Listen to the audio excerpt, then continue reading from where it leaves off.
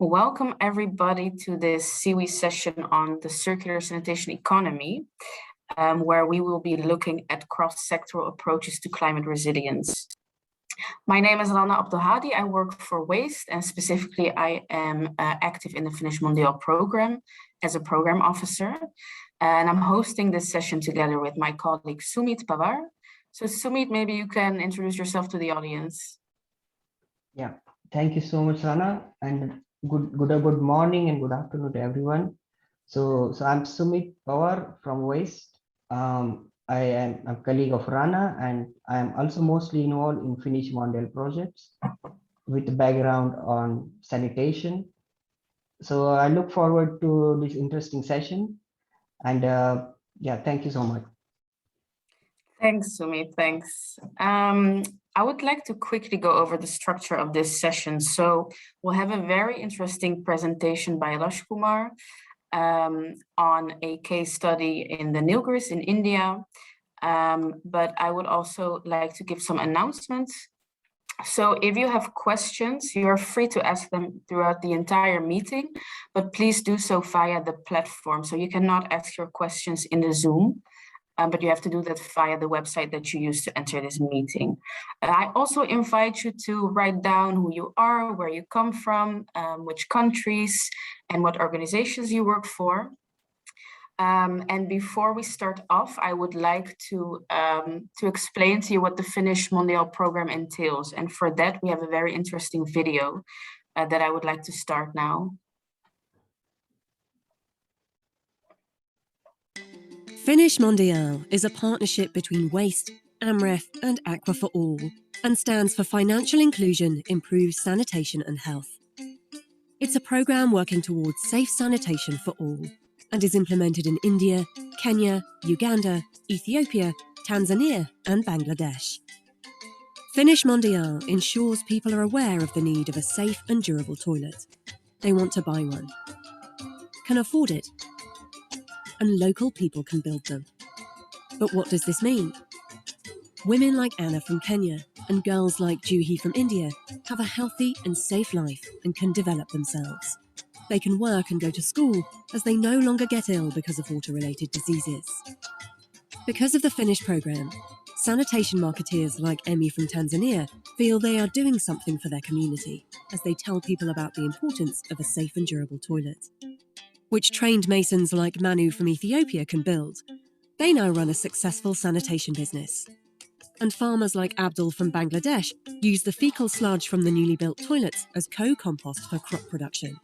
Therefore, communities are healthier and have climate-resilient food. Finally, financiers like Mr. George from Uganda supply sanitation credit, and local governors like Miss Gamutu from Kenya stimulate sanitation market growth and awareness. By applying a multi-stakeholder approach, the Finnish programme involves the entire sanitation value chain. Over 5.6 million people enjoy the benefits of safe sanitation thanks to the programme. This is only the beginning. Let's create a global sanitation revolution together. Yes, thank you so much for that interesting video, Lauren. If you want to learn more about Finnish Mondial, you can go to finishmondial.org. Later during this session, we'll have a very interesting panel discussion with practitioners from all over the world. But before we move on to that, I would like to announce that we have a very interesting guest here, Jimmy Patch. Jimmy Patch is a graphic recorder, and I would actually like to ask Jimmy what he will be doing during this session. Thank you, Rana. Yeah, so hello everyone. I hope you enjoyed the session. I'll be basically doing a live graphical capture of the conversation, so the panel and the discussions and presentations that happen, which I'll be able to share my screen at certain points, and you can kind of see what I've been capturing, and at the end it'll be a visual summary of everything that's been talked about. So I hope you enjoy. Thank you so much, Jimmy, and best of luck. We're really looking forward to see what you will cook up for us. I would like to quickly reflect on what this session will be about. So circular sanitation economies present opportunities to build resilience by strengthening local value chains, to not only improve livelihoods, but also to provide opportunities to upcycle human and organic waste into renewable energy products. So specifically in this session, we will share experiences and best practices on how to drive systemic change towards local circular sanitation economies, not only for sustainability, but also for an increased impact. So Sumit, could you maybe walk us through the objectives of this session? Yeah, thanks, Rana. Thanks, Rana. So with this short time and with such a wide topic, we would like to focus on so three key objectives of the session. So the first is we will share the cases, how to assess the circularity of local sanitation interventions through improved resource recovery practices. And also we will showcase the role of carbon sequestration, nutrient recovery in fighting the global climate crisis. And in last, we will also discuss the best practices on women and youth engagement in with market-based approach. Yeah, and with these objectives, I would like to go further to welcome Sampath Rajkumar from Audio Trust India. So he will be sharing a couple of slides with us. So Rajkumar, over to you. Thanks, Sumit. Namaste and greetings from the Finnish Mondial and Audio Trust in Nilgiris, India. Can we have the first slide, please? As most of us will agree, we've been having a challenge of waste segregation, and waste segregation leads to, again, another interesting aspect of the combining two different waste streams for a product which is got high potential value and also economically viable and environmentally friendly and beneficial.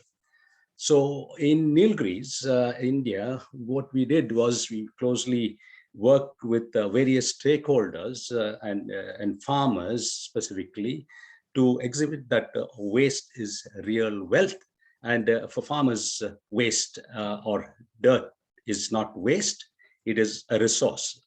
So that was our our very humble beginning, and there were many challenges and very much a lot of insights into as we went along this whole program. Since 2017, we have embarked on this innovation, and this circular economy approach for recycling black water, gray water, as well as solid waste, resulting in increasing our food production and also income for about 3,000 plus farmers in Nilgiris, vegetable growing farmers mainly. And another significant impact, I must say, or towards a bigger impact, is bringing life back to soil. This is what we mean by introducing the co-compost and making the soil more nutritive, which and simultaneously it had also impacted on a better environment and of the habitations around where we were working. So the first slide, please. With the simple graphic depiction, I would like to emphasize on how the circular economy, circular sanitation economy has a high potential to build climate resilience. It also calls for a higher level of policy and enforcement of subsidies, and also an enabling environment with a lot of partnerships, which you can see, because as many people say, one is we have a vast thing of waste as a vast variations of waste stream is there, plus we have number of partners, and waste is everybody's business, they say. No, so that's how it is. It's not some one person's business, so it's everyone's. So here we have building the partnership and an enabling environment, and here we can see various products which are ultimately which contribute to build the climate resilience through this sanitation economy. Certainly, partnership, enabling environment, and the products and services play a key role now. So what we have done is the co-compost, which we, as a result of combining two waste streams, the product of co-compost has enabled farmers to reduce input cost and also simultaneously build up their soil fertility. The next slide, please. So quickly, based on the previous slide, I would like to just show you how we can measure and quantify this sanitation circular economy impacts to build climate resilience. And for that, we have mainly categorized them into four categories of sanitation and solid waste, the farmers, the financial capital, and then the climate change aspects.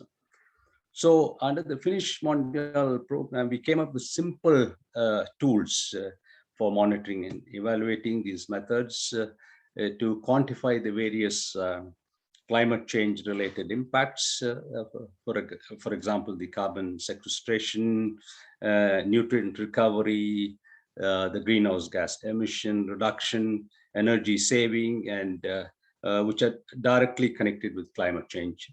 This has been specifically in terms of the two waste streams which we have been recycling, which otherwise would have gone into the open environment, causing a lot of environmental damage. So this is the main focus of in the process of coming up with a product. We also have been making this more eco-friendly and looking at how best could contribute to minimizing climate change effects. So sanitation circular economy for agriculture is linked to the climate resilience. And for example, 90% of the farmers who adopted co-compost in our area, we have with the 3,500 plus farmers with whom we are working, we found that 90% of them who have adopted the co-compost reported an increase of 15%.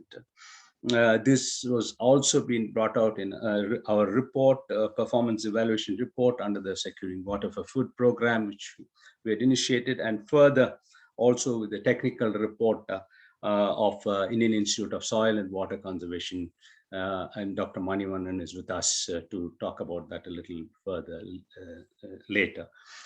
So there's been an increase of 15% yield, and 68% of the farmers have reported an increase in financial capital, because again, they have been organized into a very good organized sector of farmers, producer companies, and women farmers groups. And 70% farmers in the reduction of water usage. That's another thing which we found because of the co-compost use. The co-compost has enabled the soil moisture retention capacity, and thereby the reduction of use of water, which is also very, very important. The other aspect, next slide, please. The other aspect, interesting aspect, is the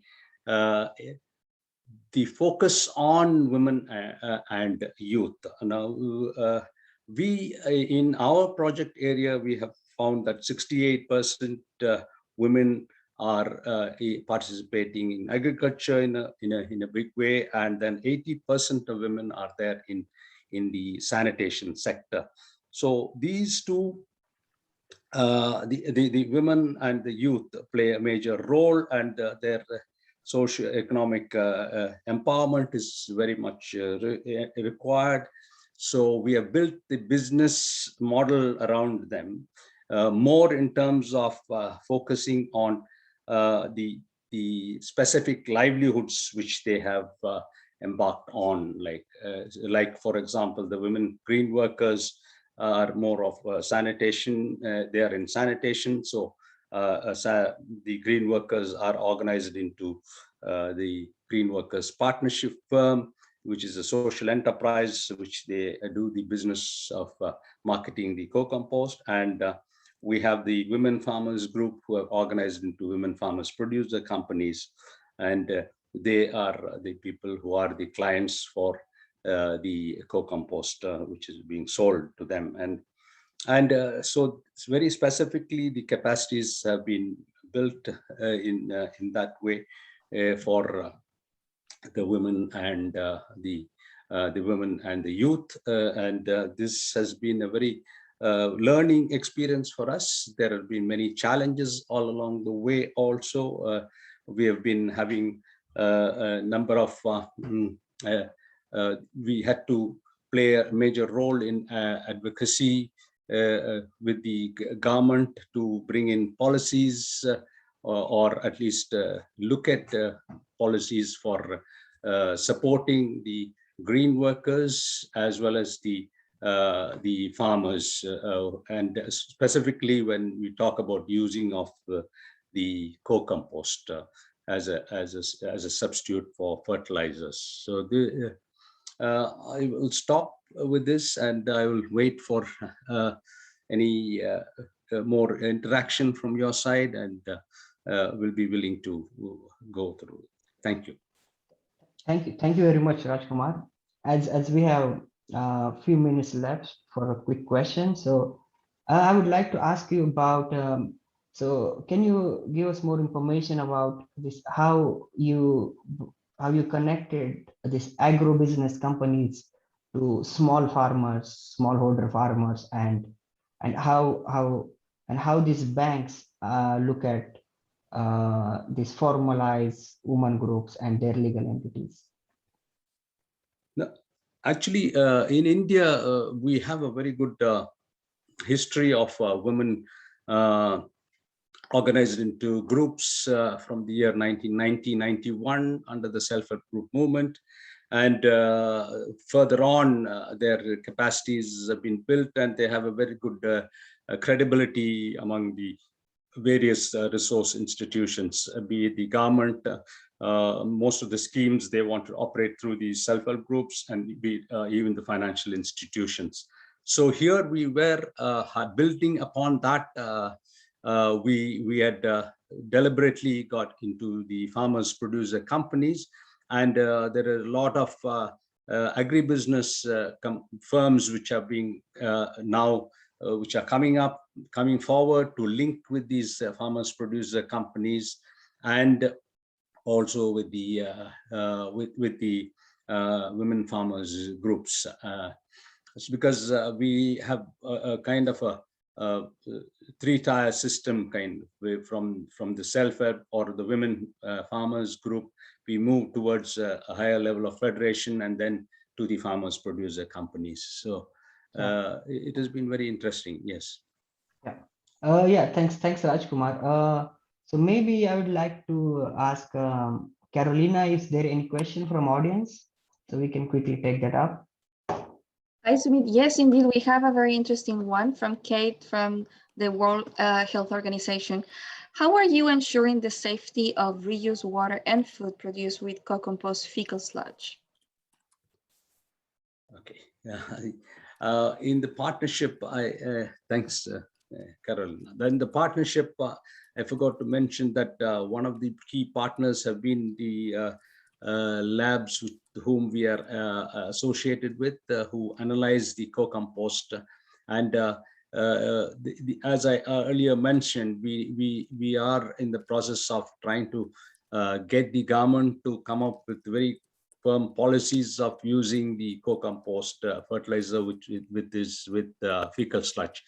But in the meantime, we have 22 parameters we have developed on our own, and we are analyzing the co-compost with those 22 parameters, which are the general parameters, and then we have the heavy metals and also the pathogens.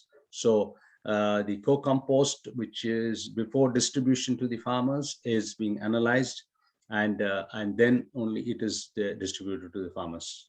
So this again has been, I've been talking about challenges. This has been also one of the challenges which we faced, but we have been trying to overcome that like that. Yes, thank you.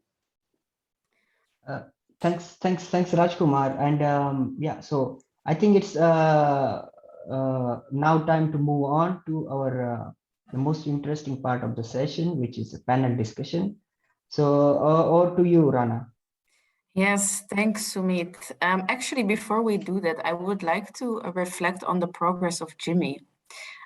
Jimmy, are you able to show what you've made so far?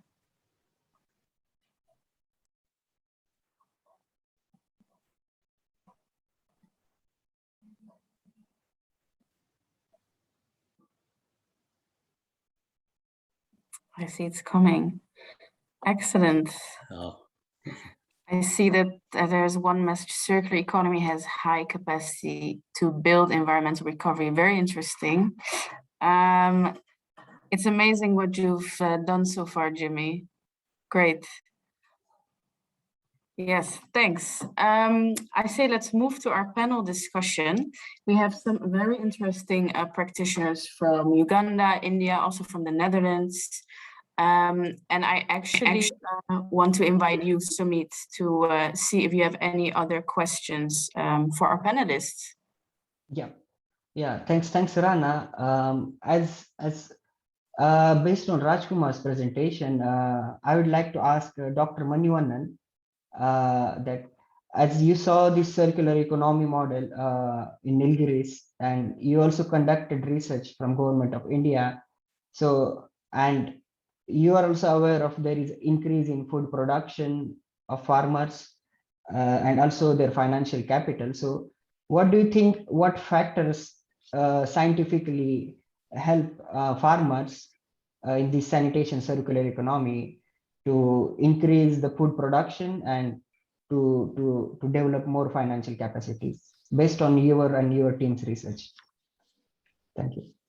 Yeah, thank you, Mr. Sumit. This generally, whatever the co-compost application, there is no doubt this will help for the global level for meet out the many sustainable development goals. If you look at that, if you see SDG 2, the end hunger, SDG 6, clean water, SDG 7, clean energy, SDG 12, responsible consumption and production, 13, climate action, and 15, sustainable use of terrestrial ecosystems. So the circular economy, it addresses so many factors in the global level to meet out the sustainable production in the farmers. And of course, there is no doubt this particularly the circular economy, very particularly application of co-compost, it brings the brings down the nutrient loops. There won't be any nutrient loops if you adopt this kind of application of co-compost. That's what we understood that. When we see that before long times back, when there was no nutrient loops at all, there was no gaps. When we shifted to the inorganic fertilizer applications, now we are experiencing there is a nutrient loops. So this is the one of the important factors where this circular economy can address that. And naturally, the carbon sequestration aspects also will be automatically taken care, because the emission parts will be automatically reduced. The carbon emissions will be reduced, and simultaneously, it is expected that the carbon emission, it is instead of storing, it will be recycling. That is another aspect which we are seeing it. the carbon, instead of storing, it will be recycled. So this is the expectations from the in point of the climate change mitigation aspects also. So it's not becomes just a waste. It is the resourceful, useful, many industries, which it gives the transition from linear to circular economy. That's what the farmers, it converts to the, it is a transition stage from linear to the circular economy. Despite it determines the need to revise the existing principles of various industrial organization mechanisms, and common understanding is in the global economy, we can find out the role of carbon. So the circular economy can play the major role in the translation of the linear to the circular economy. That's what we have to tell. In the farmers' aspects, the reduced fertilizers, that is more important, the reduced input. The farmer's point of view, we all talk about the inorganic, natural farming or organic farming.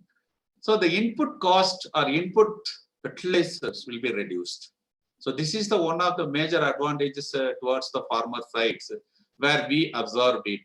The input cost towards the fertilizers will be reduced, and the carbon, whatever we can say that instead of storing, it is being recycled, and also it's mitigate the climate change impact. That's about what I would like to suggest. Thank you very much.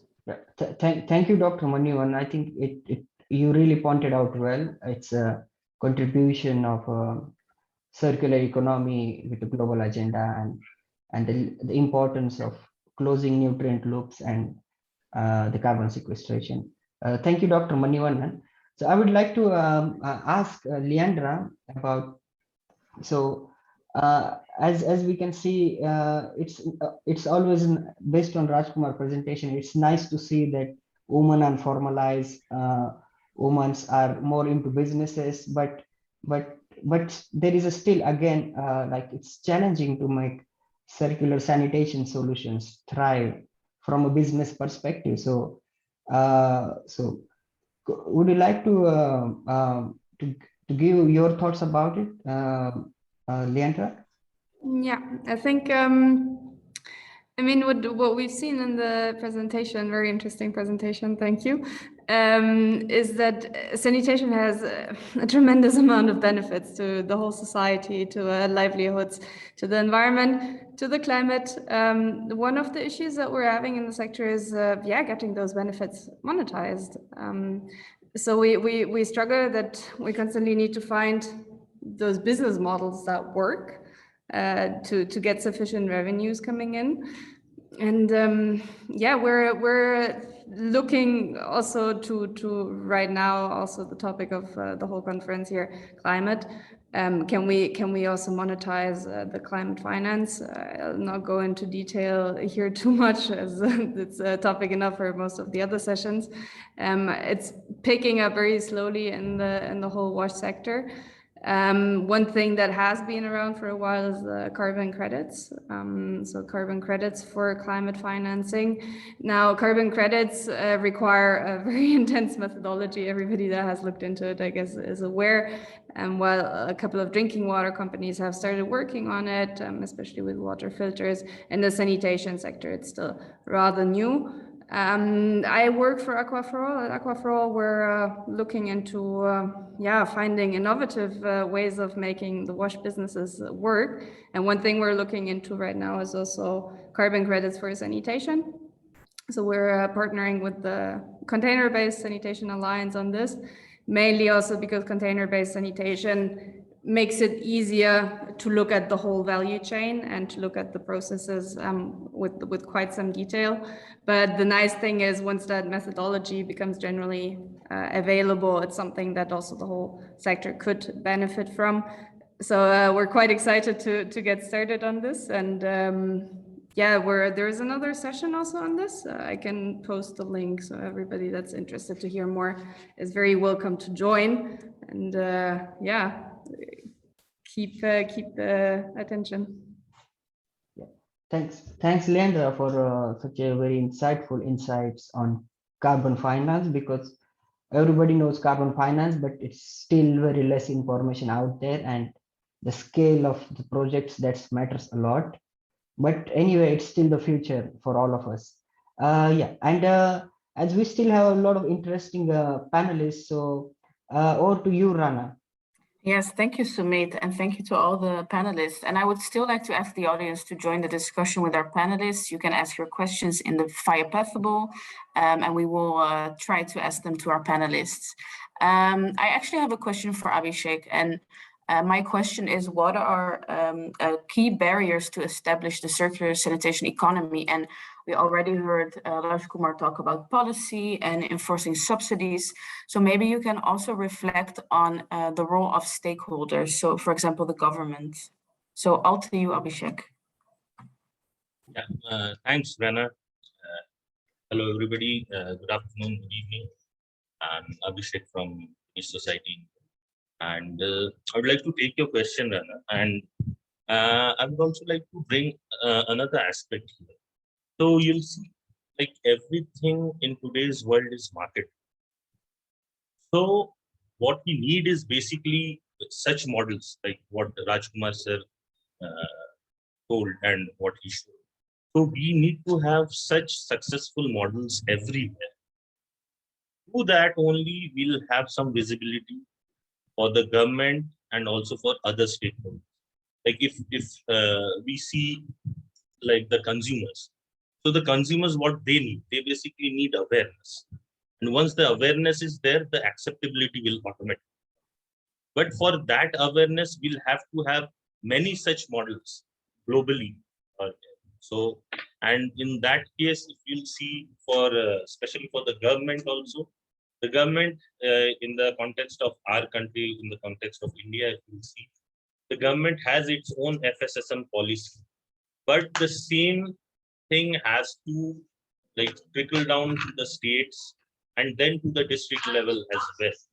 So all of these, at all these levels, we have to have the FSSM policies in place, and related guidelines have to be followed very strictly so that a favorable environment is created for such initiatives.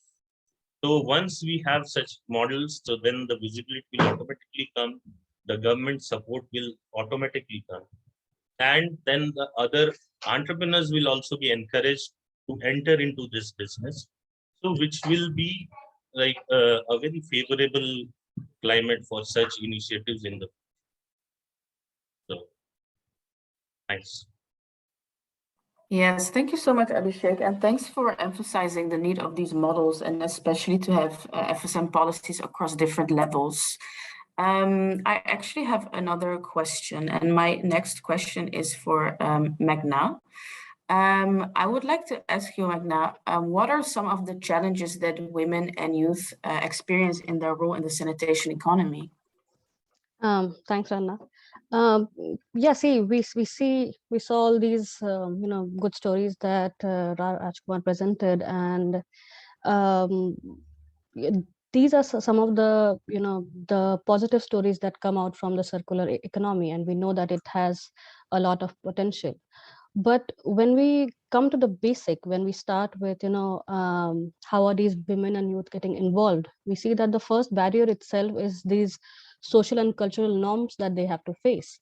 Sanitation has always been a very male dominated business. You don't expect, or you don't perceive a woman as maybe a sanitation worker.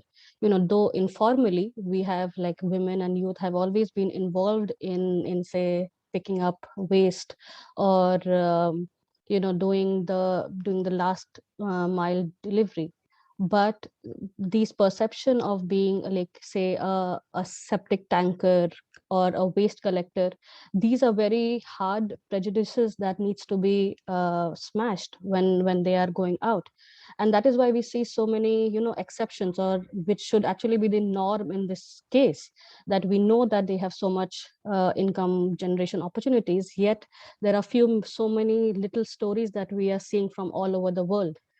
The second, I think the thing is that, which is very much related to these social and cultural norms, has been the kind of the kind of workwear that you need. So one of my friends, she is working in Colombia, and they have this collective called Ecolonias, and it is so they are into vermi filtration, and they have to buy these boots which are required for any sanitation worker. And the main problem she faced was these boots are made for men, they are not made for women. These boots were so big that finally she had to buy kids boots for kids so that they could fit into the women's shoes. So these basic problems, how do you challenge and how do you look into such issues? Like, we all know that the topmost barrier has always been finance, and there has been great work done by RDO Trust in terms of formalizing these institutions, and then they can go to the banks and ask for subsidies and loans. But what about these women entrepreneurs who are trying to take the job as one person? Who is going to finance them? And where is these carbon credits and agricultural loans, and will the banks even finance them if they are trying to challenge these norms in the first place?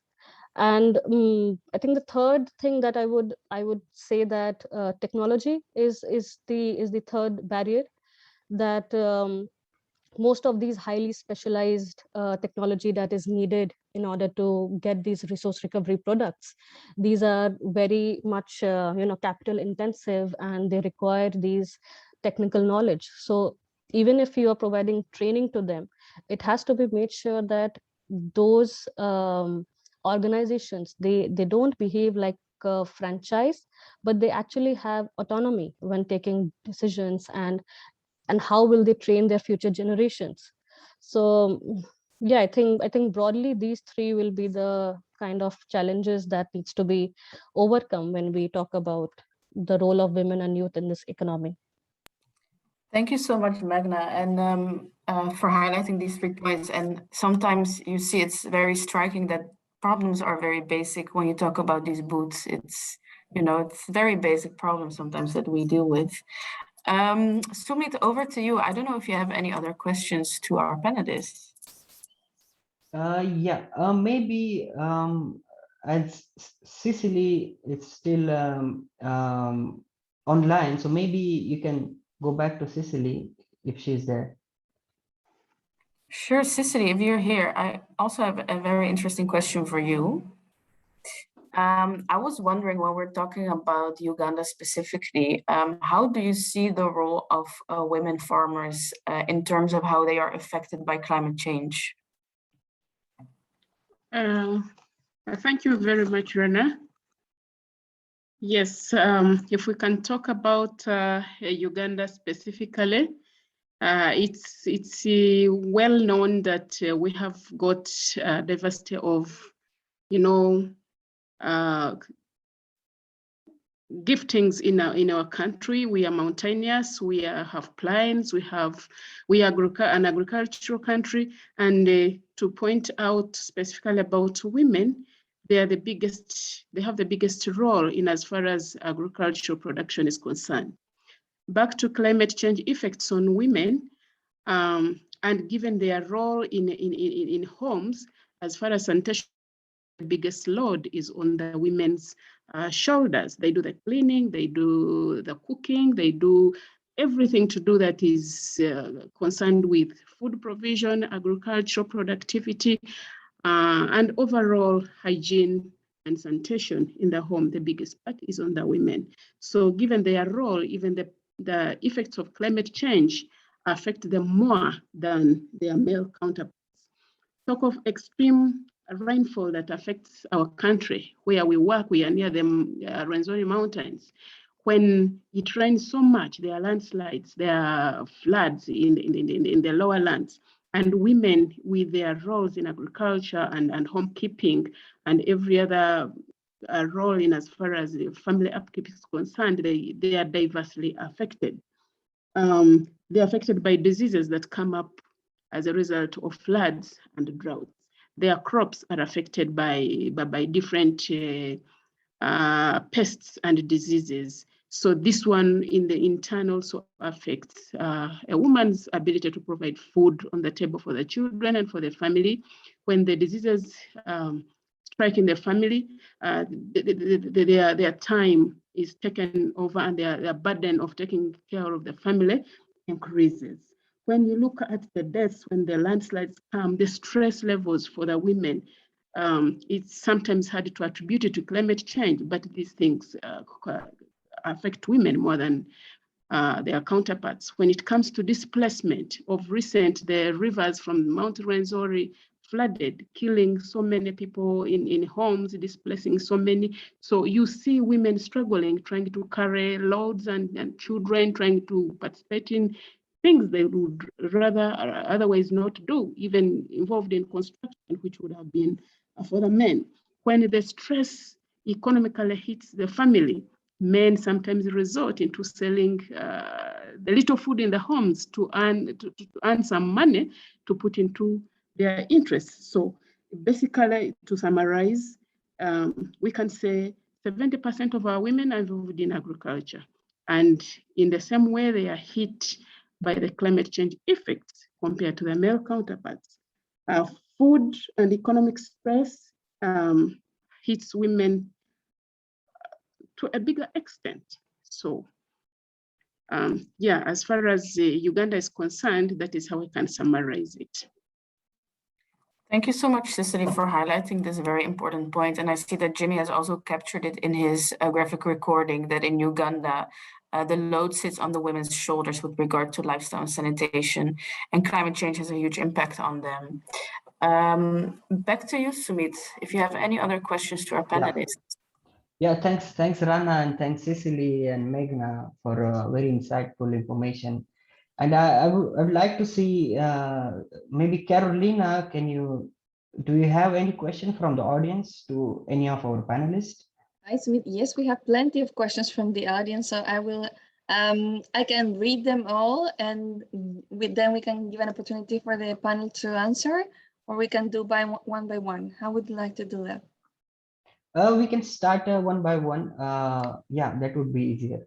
Okay, so the first question is for Raj Kumar. How are you working on public perception or acceptability of the co-compost and crops growing in it? Very, very interesting question. Very challenging. That's excellent. Actually, with that kind of a social structure in India, combining fecal sludge with waste for a product of co-compost to be used by farmers, really challenging it was. But the interesting thing is we learn from the farmers itself. They talked about history where there was no toilets in the houses and there was open defecation. And they themselves said, where was it going? It was going as fertilizer in the fields. So there was it. And we got a very good point from the farmers themselves. And then we made it very transparent, the entire process. So we brought in farmers to visit our co-compost sites, to look at how the co-compost is prepared, the recycling of the fecal sludge. Then we were also transparent in sharing with them the analysis reports. And there were a set of farmers, specifically from what you call the so-called higher caste strata in one of the villages, who use the co-compost. And they were our spokespeople, who were practically using the co-compost, and then it just caught on like that. So it was a slow process, but not very difficult, because it was from the farmers themselves. As I mentioned in my presentation also, I said, for the farmer, dirt is not waste, or waste is not dirt. It is a resource. So he looks at it more as a resource. So that's how we have been able to overcome this challenge. Yeah, thank you. Yeah, thanks Rajkumar. Yeah, And maybe Carolina, is there any other questions to Yes, one of our? yes, I will panelists? continue with the questions until you stop me, Sumit. There's Yeah. one question that is particularly addressed to Rajkumar, but I think it's also addressed to all other panelists. And it talks about how have you been involving schools and youth from the schools in the projects? This is to give young people in the community the chance to understand actually how and why the science behind this works. And this is also in relation to that question on perception that we were just talking about. Yeah, maybe I would like Abhishek to talk about this, because Finnish society is been working with schools and the sanitation. Abhishek, you need to unmute, Abhishek. Yeah. Oh, can I take it? Oh, yeah, sure. Yeah. Rajkumar, please go ahead. Oh, there he is. Yeah. No, please go, Abhishek. Okay, now. Thank you. Okay, back to you, Abhishek. Yeah. So these children, they are the best ambassadors for any carrying any kind of information or for bringing any kind of change. So these children are specially targeted for such behavior change activity. So because what they learn, so they see their brain is like a clean slate. So they grasp things easily. They do not have their presumptions with them. So they grasp things very easily, and then they try to follow it also. We being adults, we are little hesitant for. So therefore, for such interventions, we give most importance to the children, bring that change, that acceptability in the society. So the school children are a vital part of such interventions. Rajkumar sir, if you want to add something. Yeah, actually, we also feel that in our experience, what we found is that this was very interesting for the students, the children to learn, because right from starting with having a proper toilet in their school, the infrastructure, and their own kitchen garden, or all that. It was very interesting for us to see that the students were wanting to come and visit the sites and learn from there practically what is happening, especially when we talk about recycling of the fecal sludge. The wetland system, the vertical and horizontal wetland system of recycling of fecal sludge was a very interesting thing for them to see and learn practically of what is happening, and how best waste is changed into a nice product of a valuable product for their father and mother to use in their fields. Thank you. Yeah, thanks, Rajkumar. So Carolina, I will ask you one more quick break. So I would like to go back to Dr. Manivannan. So okay. as you represent government of India and as a principal scientist, so I'd like to hear more about what the government of India thinks about sanitation, circular economy, and what are their short-term and long-term plans with the farmers, especially with related to closing the nutrient loops. Thank you, Smith. Thank you, and thanks all of you. It was see, the government of India is taking the very keen interest in the circular economy. Now the various institutes or organizations are asked to exploit the various possibilities or to develop the various models, such models where that Mr. Rajkumar has already presented. It is now open, and even all the science and technology departments are giving more opportunity to develop or to invest money on the developing the technology towards the circular economy. So it is in other way, the government also puts efforts to make the circular economy in all the state governments level, the government systems. You see that today all the municipal waste are not being dumped there. It is being converted to the energy. Many programs are started to convert the waste to energy or waste to the fertilizers.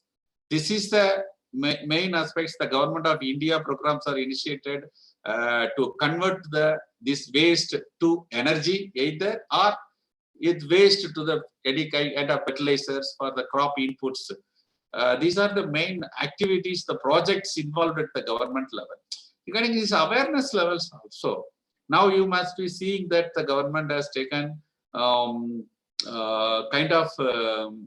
very kind of awareness towards the farmers to make use of this waste for the agricultural production and productivity, including not only the compost waste or human physical sludge, any kind of waste, even the agricultural waste cannot be fired now. That earlier cases that any kind of that residues, crop residues like sugarcane or like the paddy, the straws is being larger scale. It is being simply fired it and they are closed it like that. So that is adding the carbons in the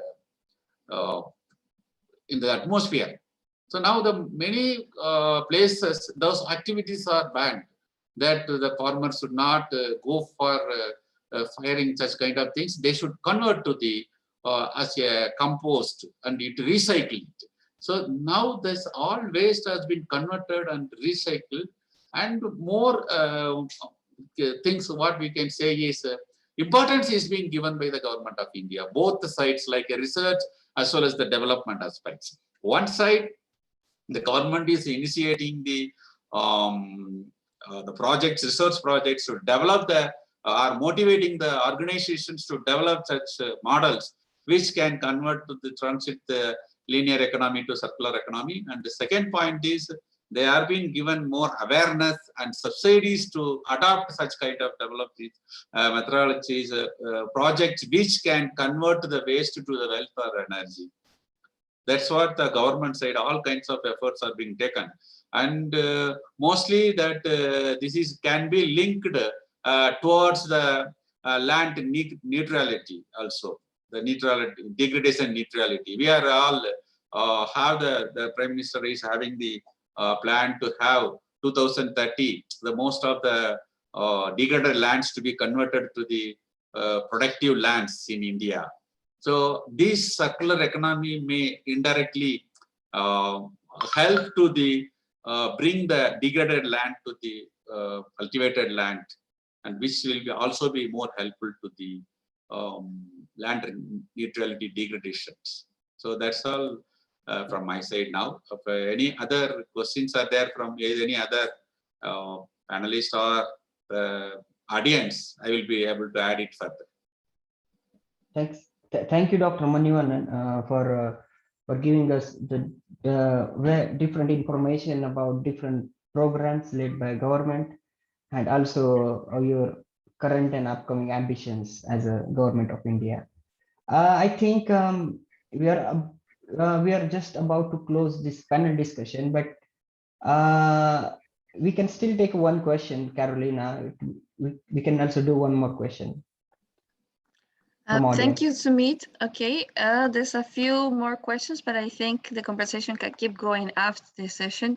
There's one that I would like to pass on, and it's not direct to anybody in particular, but it's about the fundamental economics of this approach. Do financial benefits clearly exceed costs of all the parties involved? In that case, how do the organizational or transaction costs compare to overall benefits? Or are the costs higher than benefits for some parties? And in this case, how have they been compensated and encouraged to participate? Yeah, maybe Rajkumar, you'd like to take that?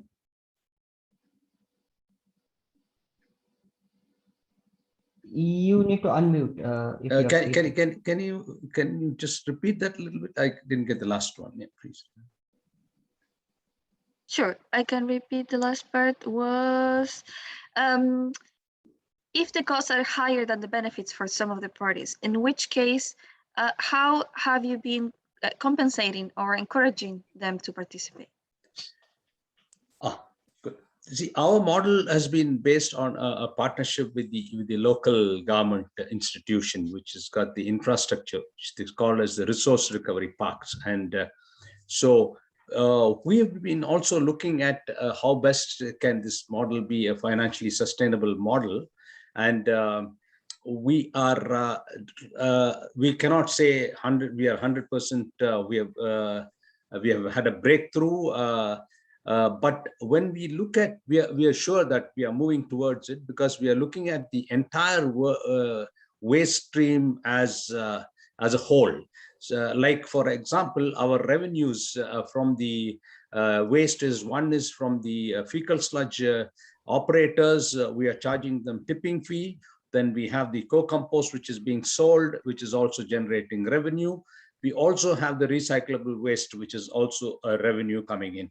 And for the number of people working there with the infrastructure and the other what do you call the capex as the and the operating costs or opex also. So what we are aiming at is trying to see if we could at least cover the operational cost, and we are sure we will be able to do that. We have very clear documentation on this the financial aspects, and we have got these projections also, and we hopefully will be able to say that by the end of the 5th or 7th year, at least the operational costs will be taken care of. So that's the Thank you, Rajkumar, for such a polite answer about the cost. Yeah, and then I think it's time to wrap up the session. So wait one moment, please. Oh, yeah. Maybe we can have one more question from the audience on gender, and then after that we will wrap up the session. Carolina, is there one more question? Yeah. Thank you, Raina. There's actually a few, so I'll just try to put them together. The audience would like to know, what do you do to engage boys and men in working towards gender equality? And in what way do you ensure a continued, not ad hoc focus on gender equality? Do your projects have specific indicators that you measure to follow progress?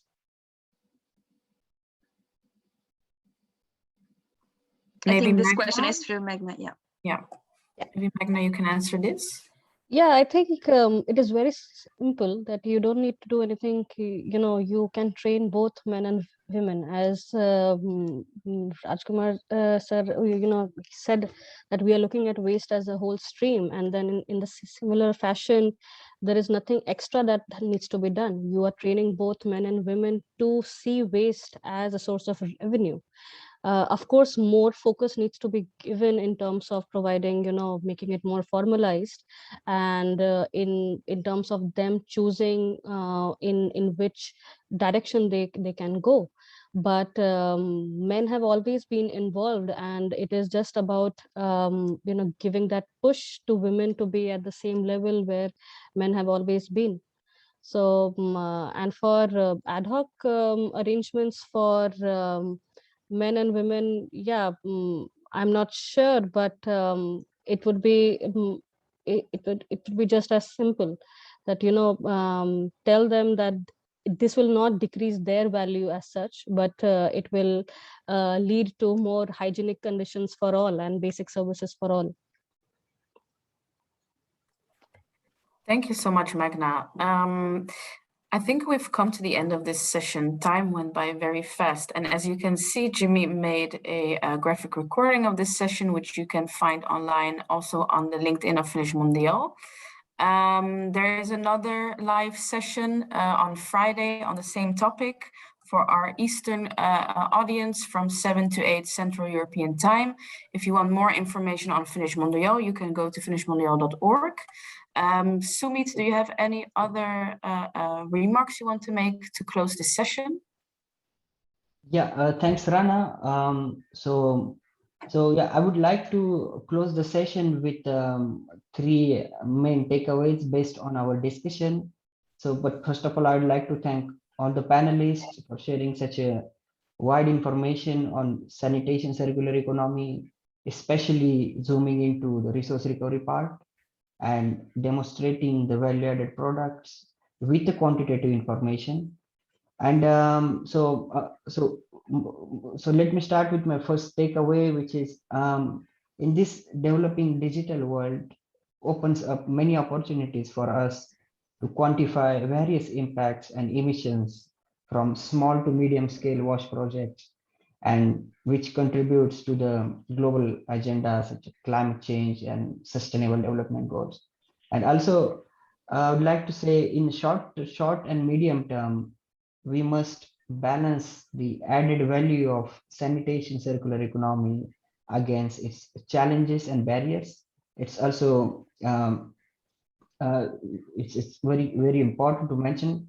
And in last, I would like to say that as we are moving from linear to circular economy in sanitation, to thrive the sanitation businesses, developing modern partnerships and innovative finance methods, we may still largely depend on the governance and policy perspective from the governments. Yeah. Thanks, Rana. Thank you so much, Sumit. And I would like to thank everyone once again. And I wish you a very good SIWI World Water Week. So have a good day, good evening, and see you in the next one, hopefully. Bye-bye. Yeah, good evening to all. So nice. Thank you. Bye. Thank you. Thank you very much. Bye-bye. Thank you. Bye. Good evening. Bye bye.